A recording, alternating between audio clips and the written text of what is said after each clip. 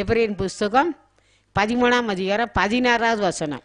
அன்றியும் நன்மை செய்யவும் தான தர்மம் பண்ணவும் மறவாதிருங்கள்.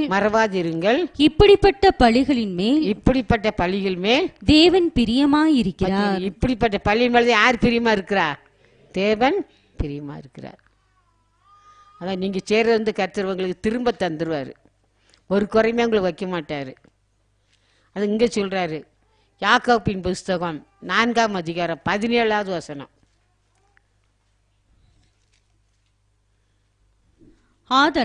ஆதலால் ஒருவன் நன்மை செய்ய அறிந்தவனாயிருந்தும் அதை செய்யாமல் போனால் அது அவனுக்கு பாவமாயிருக்கும். பாத்தீங்கன்னா, நன்மை செய்ய அறிந்திருந்தோம் மற்றவங்களுக்கு செய்யாம போனா அது எப்படி இருக்குமா? பாவமா இருக்கும்.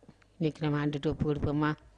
ஆண்டவர் சொல்றாரு, பூச்சக்கரத்தில் வரு சோதனை காலத்தில் தப்பும்படி நான் உன்னை காப்பேன்றாரு.